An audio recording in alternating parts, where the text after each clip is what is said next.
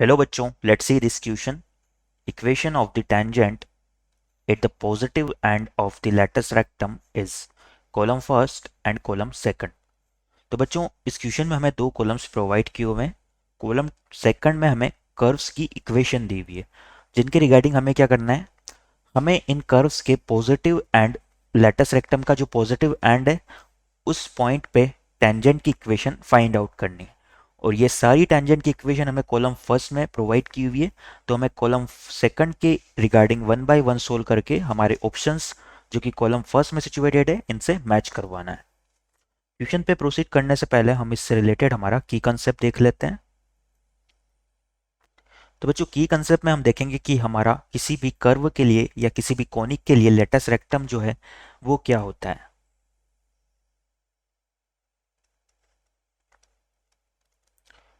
तो अगर हम लेटस रेक्टम की बात करें तो यहां से हम लिख सकते हैं latus rectum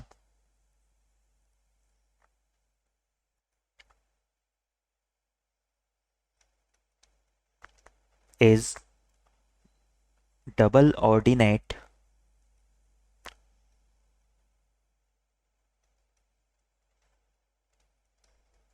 of curve which passes through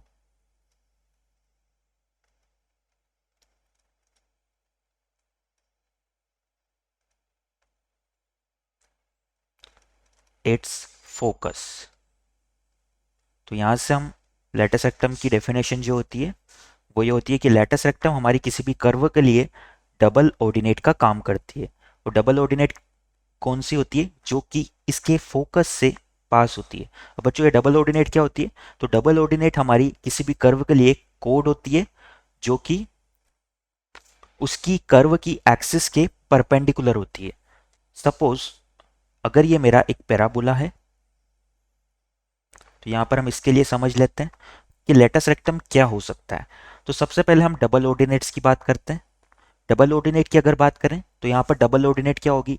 इस पैराबोला के लिए जो परपेंडिकुलर, इसकी एक्सिस के परपेंडिकुलर जो कोड्स होती है वो डबल ऑर्डिनेट होती है पैराबोला की। यानी कि इसकी पैराबोला की इक्वेशन को हम मान सकते हैं कि ये Y square equal to 4x है। तो इस पैराबोला के लिए एक्सिस क्या हो जाएगी? एक्स एक्सिस हो जाएगी। तो इसकी डबल ऑर्डिनेट क्या हो जाएगी? एक्स एक्सिस के परपेंडिकुलर सारी लाइंस जो कर्व को दो पॉइंट्स पर इंटरसेक्ट करती है वो सारी कोड्स इस कर्व के लिए डबल ऑर्डिनेट हो जाएगी। नाउ एक स्पेशल डबल कोऑर्डिनेट जो कि इस कर्व के फोकस से पास करे। पैराबोला के फोकस के कोऑर्डिनेट होते हैं हमारे a,0। तो वो डबल ऑर्डिनेट जो किसी कर्व के फोकस से पास होती है वो हमारी क्या होती है? उस कर्व के लिए हमने उसे एक स्पेशल नाम दिया है जो कि होती है लेटस रेक्टम। क्वेश्चन में हमसे बोला जा रहा है कि हमें इस कर्व के लेटस रेक्टम के पॉजिटिव एंड्स, क्योंकि यहाँ पर अगर हम लेटस रेक्टम ड्रॉ करेंगे तो वो कर्व को डेफिनेटली, ये एक कोड है तो दो पॉइंट पर इंटरसेक्ट करने वाला है। तो यहाँ पर हमें उसका पॉजिटिव एंड लेना है और उस पर टेंजेंट की इक्वेशन को फाइंड आउट करना है। नाउ हमारे क्वेश्चंस की तरफ हम प्रोसीड करते हैं।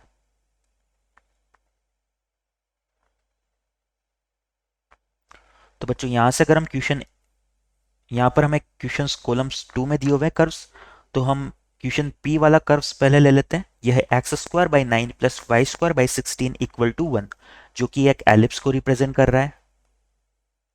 यहाँ पर अगर हम क्वेश्चन पी की बात करें तो इसमें हमें कर्व की इक्वेशन दी हुई है। Given curve is x² by 16, sorry ये x² by 9 plus y² by 16 equal to 1। Now ये एक एलिप्स है, तो एलिप्स के लिए हमारे जो लेटस रेक्टम है उसके कोऑर्डिनेट क्या हो जाएंगे? तो यहां से हम लिख सकते हैं coordinates of latus rectum are, ये हमारे होते हैं प्लस माइनस, क्योंकि बच्चों यहां पर अगर हम एलिप्स के लिए बात करें तो यहां पर बी स्क्वायर ए स्क्वायर से ग्रेटर देन है। यानी कि इस एलिप्स के लिए जो हमारी मेजर एक्सिस होगी वो वाई एक्सिस होगी। तो इसके लेटस रेक्टम के कोऑर्डिनेट हमारे कहां पर होंगे? इसका फोकस हमारा वाई एक्सिस पे सिचुएटेड होगा। तो इसके लेटस रेक्टम के कोऑर्डिनेट हमारे हो जाएंगे plus minus A square by B comma plus minus B E. But बच्चों यहाँ पर हमें पॉजिटिव एंड ही लेना है, तो यहाँ पर पॉजिटिव एंड क्या हो जाएगा, plus A square by B comma plus be.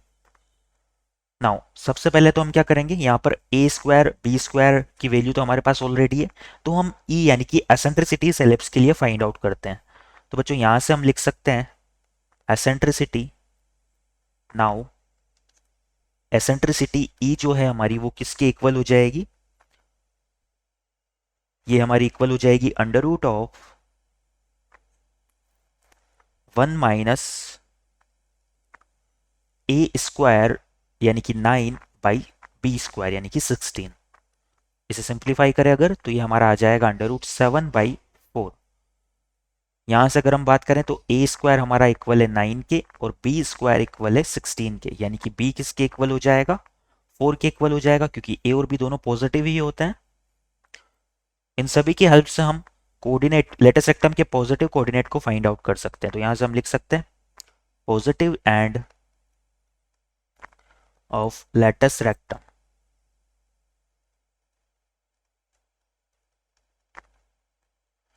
तो जो लेटेस्ट रेक्टम है इसका पॉजिटिव एंड हमारा क्या हो जाएगा, यहाँ पर वैल्यूज को पुट करेंगे, plus A square by B, तो ये हो जाएगा 9/4 कोमा प्लस का b इंटू ई। बी हमारा 4 के इक्वल है और ई हमारा अंडर रूट 7/4 के इक्वल है। तो 4 को अंडर रूट 7/4 से मल्टीप्लाई करेंगे तो 4 से 4 कैंसिल हो जाएगा और ये आ जाएगा हमारा अंडर रूट 7। तो बच्चों ये हमारे लेटेस्ट रेक्टम के पॉजिटिव एंड आ चुका है इस गिवन एलिप्स के लिए। नाउ किसी भी कर्व के लिए जो टेंजेंट की इक्वेशन है उसे हम t इक्वल टू 0 की हेल्प से फाइंड आउट कर सकते हैं। तो यहाँ से हमारे पास ये पॉइंट है जो कि ऑलरेडी कर्व पे सिचुएटेड है, क्योंकि ये लेटेस्ट रेक्टम का एक एंड है। तो यहाँ से हम इससे इस पॉइंट के रिगार्डिंग इस कर्व के लिए टेंजेंट की इक्वेशन को राइट डाउन कर सकते हैं। तो यहाँ से हम लिख सकते हैं हैंस,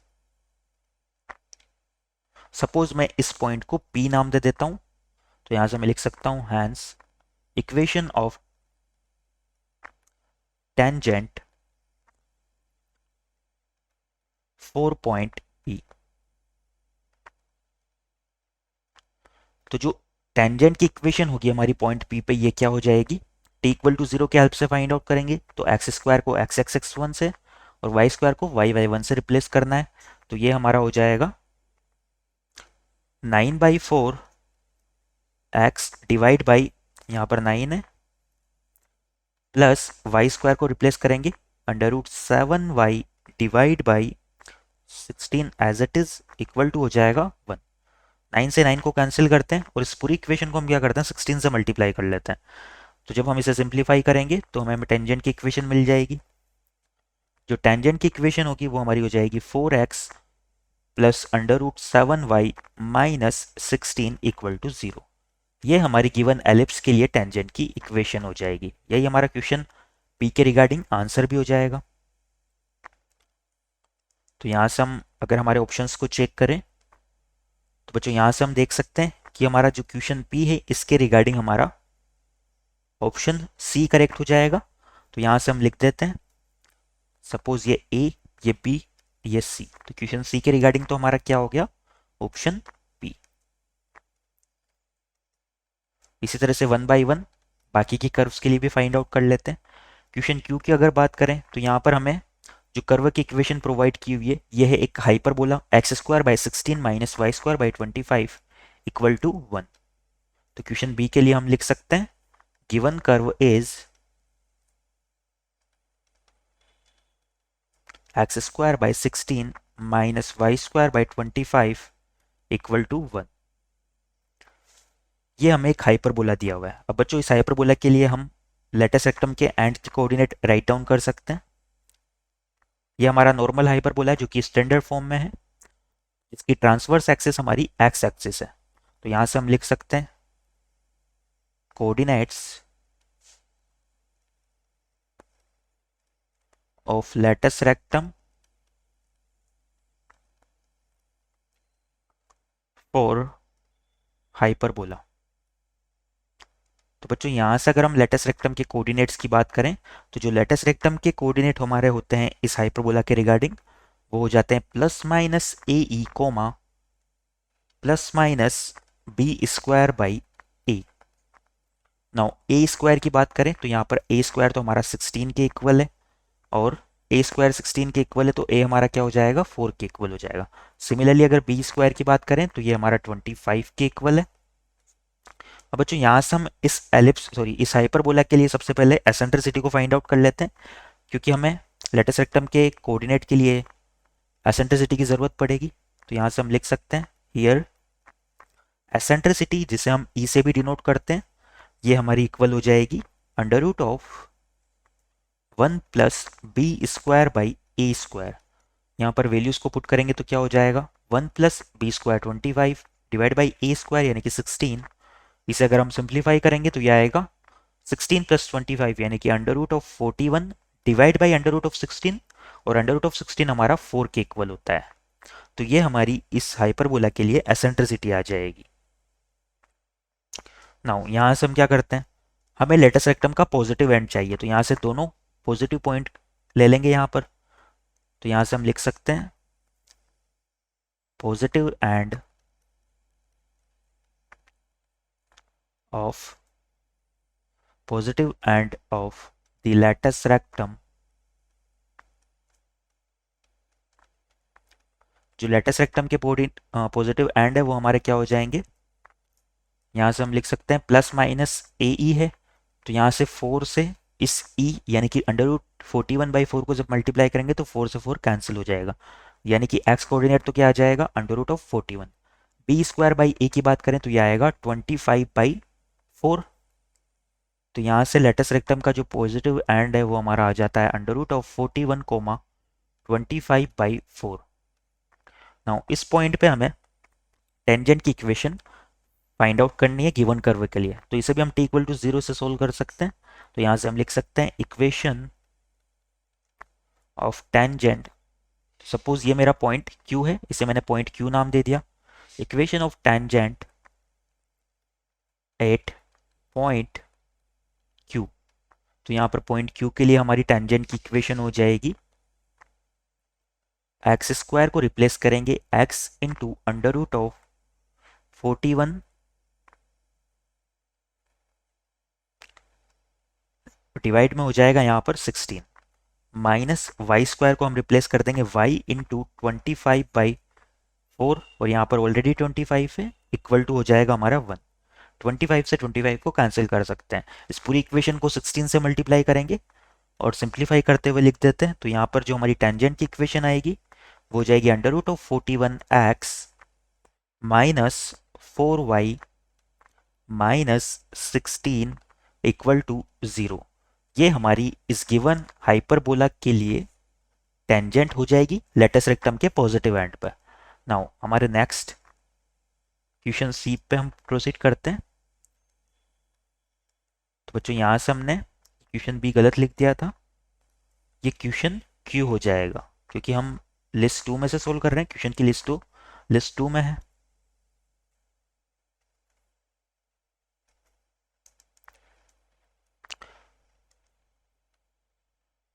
तो क्वेश्चन क्यू के लिए अगर हम बात करें तो यहाँ पर हमारा ये ए वाला करेक्ट हो जाएगा। तो यहाँ से हम ए के लिए लिख सकते हैं कि इस टेंजेंट के रिगार्डिंग हमारा कौन सा कर्व है, ऑप्शन क्यू वाला। नाउ क्वेश्चन आर की बात करते हैं। तो आर में हमें जो कर्व दिया हुआ है वो एक रेक्टेंगुलर हाइपरबोला है जिसकी इक्वेशन है X square minus Y square equal to 4।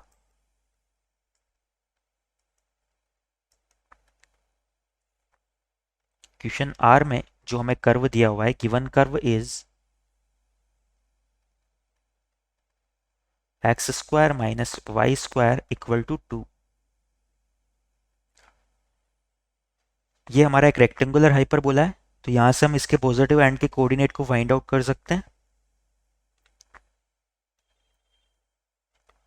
तो बच्चों यहां से अगर हम इसके पॉजिटिव एंड के कोऑर्डिनेट लिखें तो वो क्या हो जाएंगे,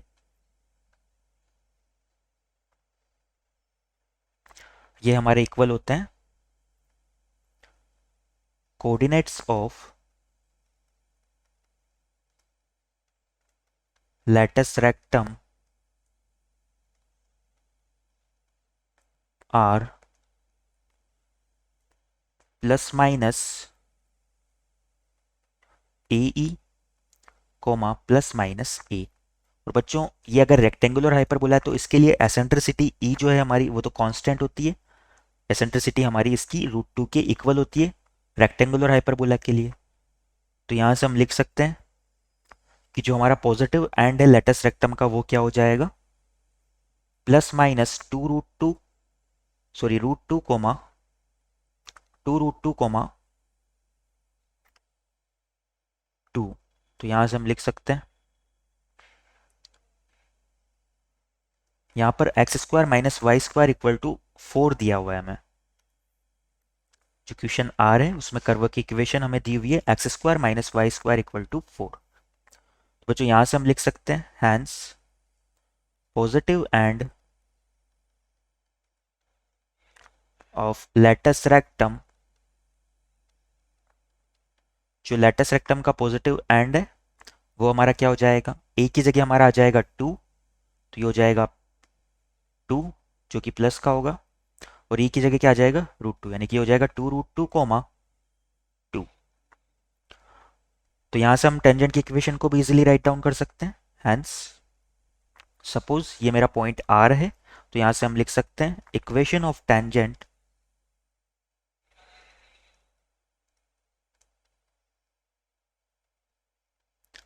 एट पॉइंट आर। तो पॉइंट आर की बात करें तो इसके लिए टेंजेंट की इक्वेशन क्या हो जाएगी, x² को रिप्लेस करेंगे x(x1) से, तो ये हो जाएगा 2√2x minus 2y equal to 4। तो यहाँ से हम 2 को कॉमन ले सकते हैं, तो ये हमारी इक्वेशन आ जाती है √2x, यहाँ से 2 को कॉमन लेके 4 से कैंसिल कर देंगे 2 टाइम्स, तो ये आ जाएगा √2x minus Y equal to 2। या हम इसे लिख सकते हैं √2x minus Y minus 2 equal to 0। ये हमारी इस गिवन रेक्टेंगुलर हाइपरबोला के रिगार्डिंग टेंजेंट की इक्वेशन आ जाती है at positive end of latus rectum. Question R के लिए भी हम हमारे ऑप्शंस को देख लेते हैं। तो बच्चों यहां से अगर क्वेश्चन आर के लिए बात करें तो हमारा ऑप्शन डी करेक्ट हो जाएगा, यानी कि डी के लिए हम क्या लिख सकते हैं कि हमारा जो करेक्ट कर्व होगा पेयर ऑफ कर्व, तो ये हो जाएगा क्वेश्चन आर।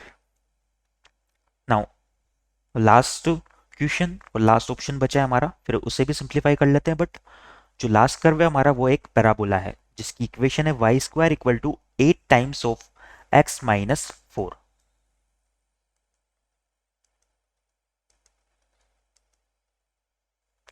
क्वेश्चन एस में हमें जो गिवन कर्व है, given curve is y² equal to 8 times of x minus 4।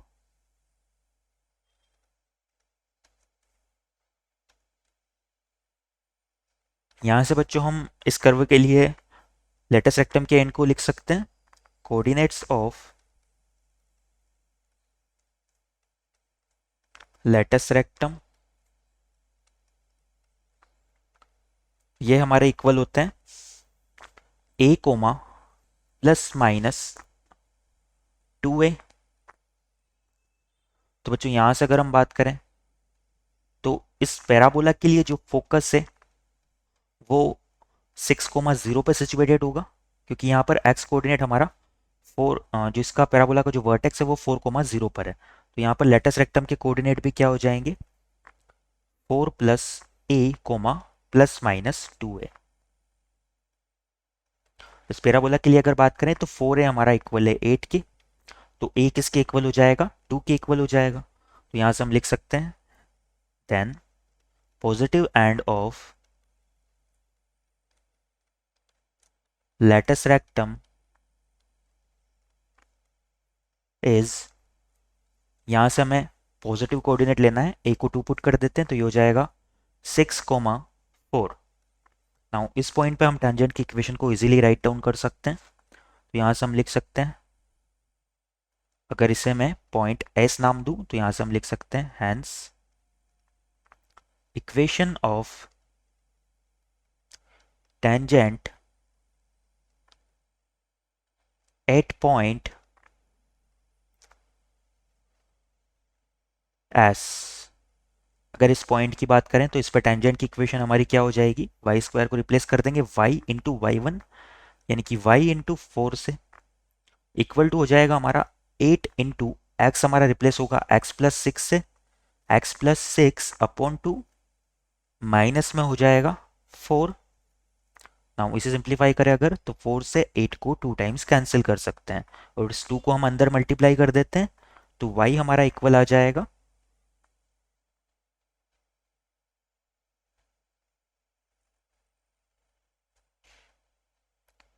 x plus six minus 8। यानी कि हम लिख सकते हैं कि जो हमारी टेंजेंट की इक्वेशन होगी वो हो जाएगी x माइनस वाई, और यहाँ पर क्या बच जाएगा माइनस का 2, इक्वल टू हो जाएगा 0 के। ये हमारी टेंजेंट की इक्वेशन हो जाएगी at the positive end of latus rectum for given curve, यानी कि जो कि एक पैराबोला है। क्वेश्चन ए के रिगार्डिंग अगर हम ऑप्शंस की बात करें तो यहां पर हम देख सकते हैं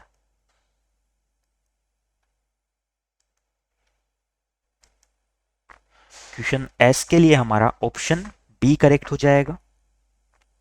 तो यहां से हम लिख देते हैं कि क्वेश्चन बी के रिगार्डिंग क्या हो जाएगा, एस वाली जो टेंजेंट है वो करेक्ट हो जाएगी, सॉरी एस वाला कर्व करेक्ट हो जाएगा। यही हमारे इन क्वेश्चंस के रिगार्डिंग फाइनल आंसर्स भी हो जाएंगे। I hope you understand it well. Best of luck.